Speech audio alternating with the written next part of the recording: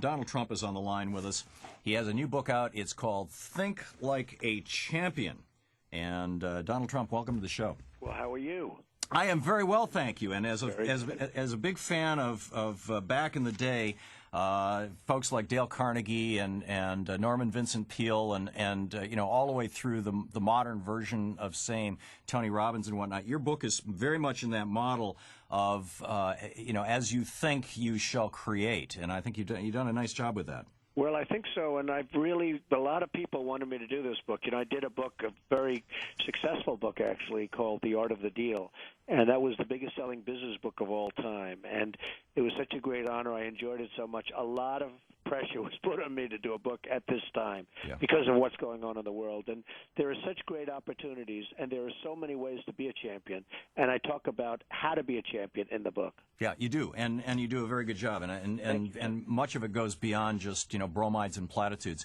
I'm curious. I'm looking at this press story. This from eFinance News.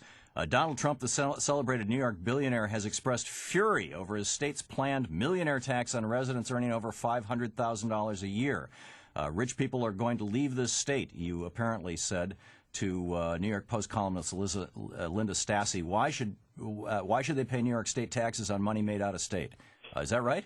Well, I am very upset about it. I mean, the state is taxing people out. They're saying basically it's just common sense. They're saying, live in New York and enjoy your life. And by the way, you're going to pay a fortune. And if you make money outside of New York, we're going to also tax that. And it's just something that's not going to fly. So people will leave. They'll end up changing the law. They'll possibly come back.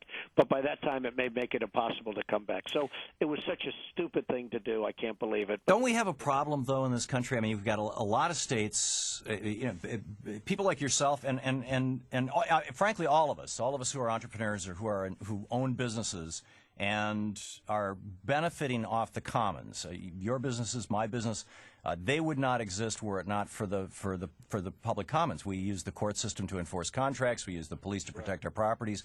And the larger our empires, the larger our use of the commons. And yet states are struggling to maintain this commons in the face of frankly, the inability to tax, in large part because states are competing against each other to reduce their tax. I mean, this has been going on since John Rockefeller got run out of Ohio in the 1880s. I've heard, Congressman Peter DeFazio, Bernie Sanders, and others have suggested something like saying to states, if you're going to compete with other states by lowering taxes to either attract wealthy people or attract businesses to the detriment of other states here within the United States, then you're not going to be eligible for federal tax for federal highway funds or something like that. Right. Shouldn't there be something to stop this rush to the bottom? And isn't it appropriate that people who are using the commons disproportionately pay their fair share of that? Well, I think so, but in the case of New York, the expenses are so high, and they didn't do anything about the expenses. They raised tax, and they raised tax on people that, frankly, are paying a lot of tax and paying more than anybody else, but they did nothing to cut expenses, and the expenses went through the roof. So you have to look at the whole picture, and I fully understand what you're saying, and it's very interesting and very true, but when you see that expenses go way up, even though they're providing less services, then you start to say, what's going on here? What expenses have gone up in New York? Well, if you look at mass transit, I mean, through the roof. Yeah, but isn't that something that helps you as a businessman out if your workers can get to work, more easily and cheaply? Yeah, it does. But then you look at what's going on with the unions. You look at the kind of – I'll give you an example. I was down in Florida, and I was playing golf in Florida, and four handsome, great-looking guys come up, and they say – they're retired. I won't even mention from where, but they're retired from New York City. They worked on one of the forces, and they're retired. I'm looking at these guys. They're like 42 years, 43 years old or something. And I said, what do you guys do? Oh, we're retired. How are you retired? You're like young guys. They said, no, we were New York City so-and-sos. And now well, they put in their 25 years, and they got their pension. You're going to be paying for them for 40 years. Well, if it's a pension, though, then they paid for it themselves. They actually put the money into the pension fund. Well, but the city's really paying. I mean, ultimately, the city's paying, and no different than General Motors. I mean, if you look at what they're doing, their pensions are killing them, and other things are killing them. And the states are going to have to, not only New York, but the states are going to have to get smart, and they're going to have to get smart fast. Otherwise, they are really going to have some big problems. So you don't think that working people should be able to retire before the age of what?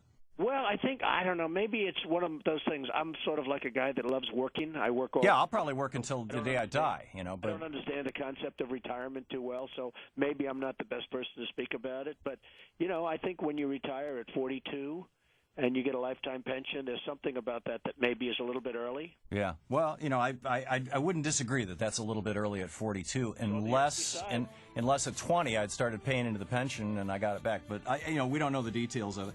In any case, I like your book, Donald Trump. In fact, I think it's a great book. Think Like a Champion is the book. Donald J. Trump, the author. Donald Trump, thanks for dropping by. You take care of yourself. You too. Good talking with you. Bye. 27 minutes past the hour. Thom Hartmann here with you. We will be back with your calls and thoughts and more on tax day right after this.